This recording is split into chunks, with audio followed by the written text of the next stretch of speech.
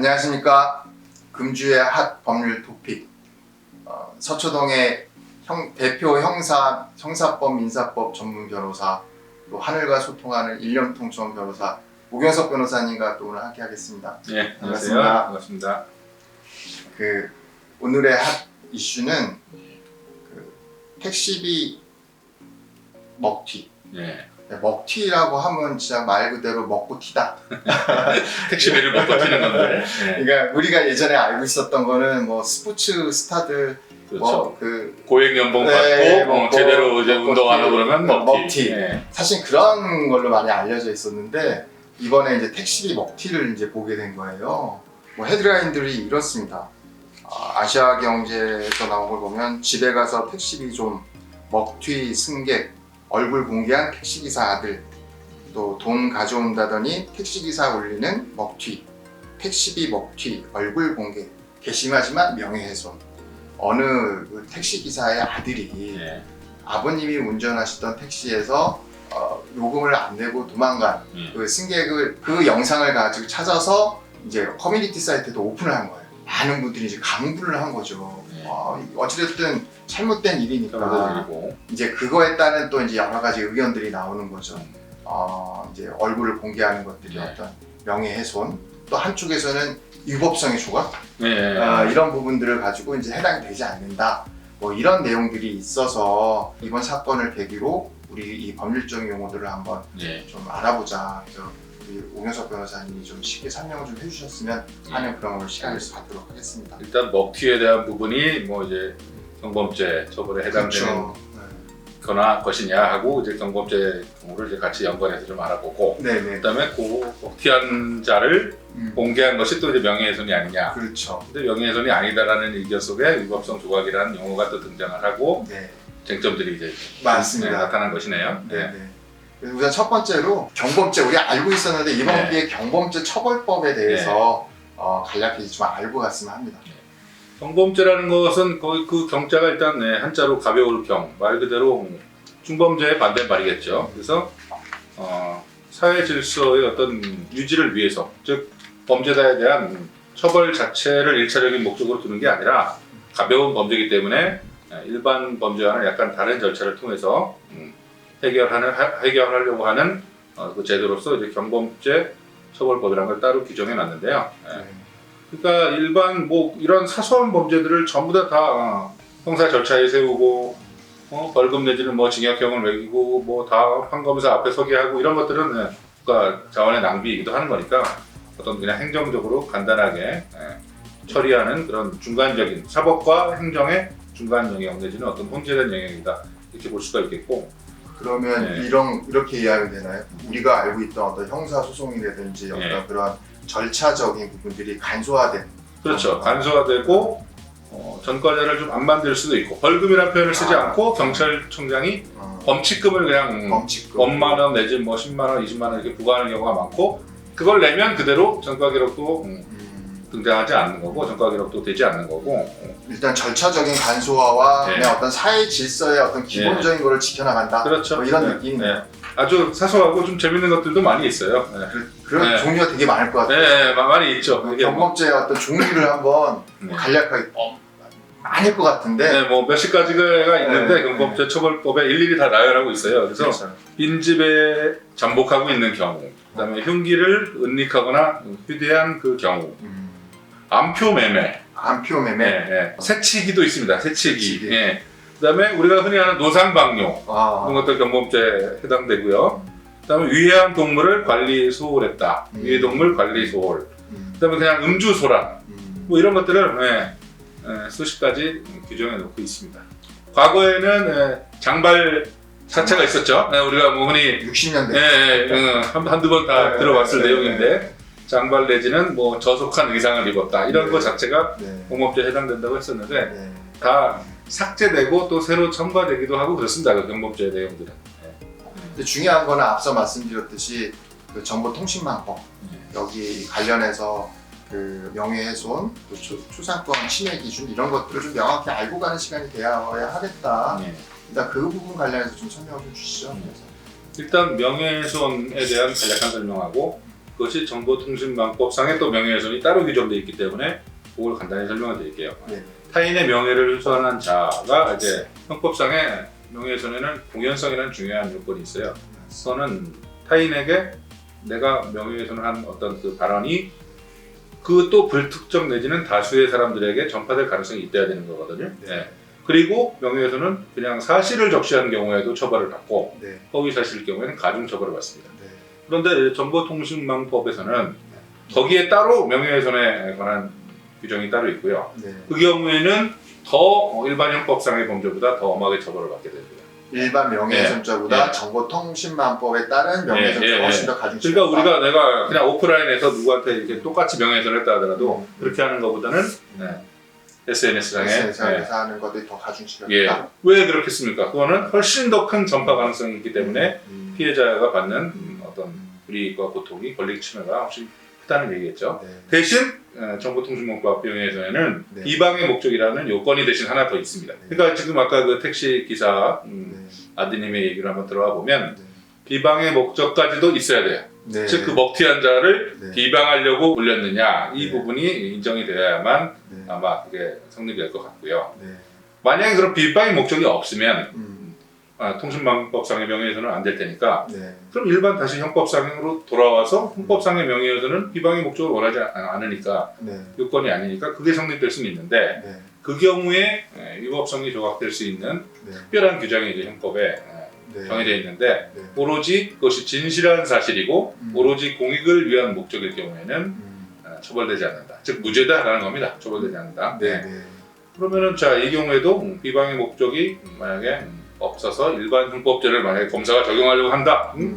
너 아무리 택시 먹튀한 놈 나쁜 놈이지만 왜 이렇게 올렸어라고 해서 처벌하려고 할 때 그런 주장을 이제 할 수 있는 거겠죠. 위법성의 조각이라는 말은 명예훼손과 관련된 위법성 조각 사유만 또 따로 하나가 있다는 거예요. 일반적인 위법성 조각 사유가 있고, 예.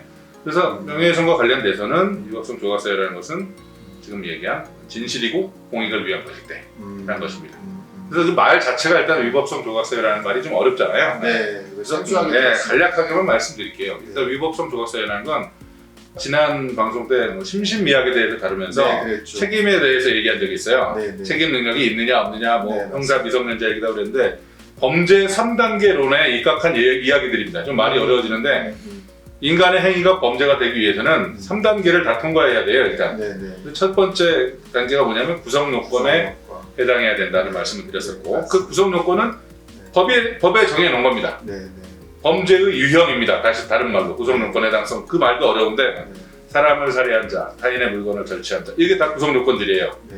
타인의 명예를 훼손한 것도 구성 요건으로 정해져 있죠. 네. 1단계 통과했습니다. 네. 그러면 다 범죄냐? 2단계를 또 통과해야 되는데 그게 바로 위법성이 있어야 된다는 거거든요. 그런데 형법은 어떤 식으로 형법 이론은 전개가 되냐면 구성 요건이 있으면 무조건 위법한 겁니다. 일단은 네, 네. 그렇게 추정을 해놓고 네. 다만 이러한 경우에는 위법성이 없다라고 오히려 예외적인 경우를 규정해놔요. 네. 그러니까 책임 능력은 이런 경우에 있다. 구성 요건은 이런 경우에 있다라고 어떤 적극적으로 규정을 해놨다면 위법성은 그냥 있는 거야. 구성 요건에 해당하면 있는 건데 이 경우에는 없다라는 식으로 소극적으로 이제 규정해놨다라는 거거든요. 우리가 제일 많이 들어온 위법성의 조각 사유 중에 하나는 정당방위입니다. 네. 누가 나에게 불법함, 부당한 침해를 해오는 그 순간에 내가 그걸 방어하기 위해서 한 행위가 네. 어떤 그 상당성이 있다면 그것은 처벌하지 않는다. 무죄라는 뜻이에요. 현실적으로 위법성 조각 사유가 많이 현실에서 인정되진 않지만 어쨌든 법 이론상으로 정당방위, 임급 피난, 자구행위, 피해자의 승낙, 말들이 어려운데 피해자의 승낙 말 그대로 피해자가 승낙한 범죄에 대해서는 그건 벌하지 않는다는 거예요. 근데 모든 게 다 그렇진 않고요. 모든 문제라는 건 아니고 긴급 피난하는 건 어떤 그 위난의 상황, 뭐 화재 상황이라든가 불가피한 어떤 그 위급한 상황에서 내가 화재 피하려고 다른 집 부시고 그냥 나왔어. 그 부신 거 순결죄로 처벌합니까? 안 하잖아요. 그런 경우들 같이 위법성이라는 것을 없애주는 사유가 법이 규정해 놨다라는 것입니다. 그러니까 뭐 저희가 쉽게 이해를 한다면 위법성의 예외 기준이네요. 그렇죠. 네, 위법성의 예외성. 그렇죠. 그게 위법성을 없애주는 여러 사유들을 규정해 놨고, 그거는 일반적인 사유도 있고, 각 개별 범죄마다 특수한 사유도 있는데, 아까 명예훼손죄의 특수한 사유도 말씀을 드렸다는 그런 내용이고요. 초상권 관련한 얘기도 아까 잠깐 하셔가지고. 그러니까 어쨌든 이제 얼굴이 공개됐어요. 그렇죠. 얼굴이 공개됐으니까. 초상권이라는 거는 좀 어려운 분야고 법적에서 지금 아직 발전되고 있는 그런 분야라고 알고 있어요. 왜냐하면 초상권에 관한 법률 뭐 이런 게 따로 있는 게 아니고 초상권이라는 말조차 어떤 법에서도 등장하진 않는데 학술적인 개념이고 일반적인 개념인데 인간의 어떤 인격권에서 당연히 도출되는 파생되는 권리다. 인간이 존엄한 가치를 지니고 사생활의 자유가 있다고 헌법 뭐 10조 등에서 다 규정해 놓고 있으니까 거기서 초상권이라는 건 당연히 등장하는 거다라는 건데 말 그대로 초상은 뭐냐면 어떤 나의 모습이나 나의 얼굴이 공개되는 거거든요. 그런데 그것이 내 뜻에 의하지 않고 공개되는 경우에는 초상권 침해가 되고 그거는 불법 행위가 된다라고 법 이론상으로 정립이 돼가고 있는 개념이고 판례도 인정하고 있습니다. 실제로. 그래서 결국은 민사상의 어떤 불법 행위가 되고 형법상에 그게 범죄가 되는지 여부는 그건 개별적으로 따져봐야 돼요. 그러니까 파파라치가 뭐 연예인 사진 찍었다고 그게 다 범죄가 되는 것은 아니고 다만 그것이 정말로 그 연예인인지 한눈에 알아볼 수 있느냐 뭐 이런 식별 가능성 그다음에 상업 목적으로 그걸 사용하려고 했느냐 아니면 그냥 개별적으로 내가 관심이 있어서 나 팬이라서 그냥 찍은 거다 뭐 이런 경우 하나하나를 다 처벌할 수는 없을 거고 팬사인회 가서 찍을 텐데요. 뭐 어떤 그 계약 관계가 있다 하더라도 예를 들어 스타와 그 계약 관계를 넘어서서 마구 이용하는 경우 뭐 그런 경우 등이 이제 초상권 침해로서 민사상의 불법행위 위자료 청구를 할 수 있는 상황이 된다. 뭐 이런 의미를 갖고 있으면 되겠습니다. 어떤 모든 법규가 그 의도가 있냐 없냐 의도에 대한 그 중요함이 있는 것 같아요. 그렇습니다.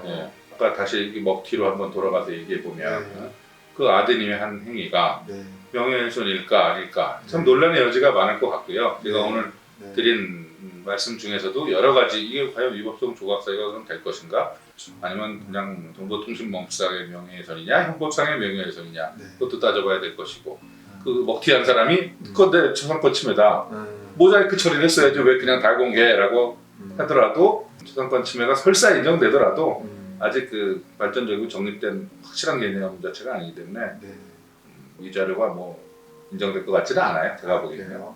진짜 경범죄를 가볍게 생각하고 그리고 이제 그 경솔한 행동을 하게 되면 또 이런 부분들이 커지고 맞습니다. 또 이게 자기한테 감당할 수 없는 어려움들이 오고 이 세상의 어떤 법률이라는 것들이 그런 거구나 하는 생각을 하게 됩니다. 다 법이라는 게 이제 현실의 반영인 거고요. 지금 경범죄 오늘 이제 주로 얘기를 했지만 만약에 어떤 사람이 정말 타는 택시마다 다 안 내고 내린다. 그 사람은 그런 경범죄 처벌법으로만 계속 처벌받느냐 아니고요. 사기죄로 처벌받게 됩니다. 그런 사람들은 많은 그 경우 사기죄의 경우에 술 먹고 이제 술값 안 내는 경우 식당에서 음식값 안 내고 여러 차례 그렇게 공짜로 술 먹고 나와가지고 행패 부리고 이런 사람들 사기죄나 업무방해죄로 같이 처벌받는 경우 부직이 있어요. 마지막으로 위법성의 조각 부분이었는데 뭐 좀 더 부가적으로 설명 주실 부분이 있나요? 하나하나의 위법성 조각 사유에 대해서 뭐 들어가자면 끝도 없고 그렇기 때문에 이제 정당 방위 그리고 그다음에 정당 행위라고 용어가 비슷한 게 있는데 정당 행위라는 건 이제 정당 방위 아까 말한 긴급 피난 자구행위 뭐 피해자의 승낙 이런 것들이 아닌 그런 거가 다 아니더라도 위법성 조각 중에서도 또 최후의 어떤 수단입니다. 그래가지고 법령에 의하거나 아니면은 뭐 업무에 의한 행위, 아니면 사회상규에 위반하지 않는 행위. 그러면은 위법성을 조각시키는 어떤 일반 조각이라고 할 수 있겠습니다. 그래서 그런 거 하나하나가 다 또 쟁점이 될 수 있으니까 그건 나중 기회에 말씀하시는 게 나을 것 같아요. 알겠습니다. 오늘 그 좀 생소하게 택시비 먹튀 어떤 요즘 사회 사건을 계기로 우리가 경범죄와 또 경범죄의 종류와 정보통신망법에 따른 명예훼손죄, 또 초상권 침해, 또 위법성의 조각 이런 것들을 한번 살펴봤어요. 정말 제가 항상 느끼지만 법은 우리가 배워야 되고 알아야 한다. 항상 법률 전문가와 조언을 받아야 하고 또 대처해야 된다는 걸 계속 좀 배워나가고 있는 것 같습니다. 그냥 경범죄도 그냥 가볍게 생각하지 마시고 어떠한 일이 있을 때는 이런 법률 전문가와 꼭 자문을 받고 도움을 받으시기를 권유드립니다. 그 서초동의 그 형사법, 민사법 전문 변호사 1년을 모아서 하늘과 어떤 의뢰인의 사건을 소통하시는 그런 1년 통점 변호사 오경석 변호사님과 많이 상담 부탁드리고요. 또 오늘 이 시간 마치도록 하겠습니다. 다음번에 또 우리 사회 이슈를 가지고 다시 찾아뵙겠습니다. 변호사님 감사합니다. 예, 감사합니다. 예.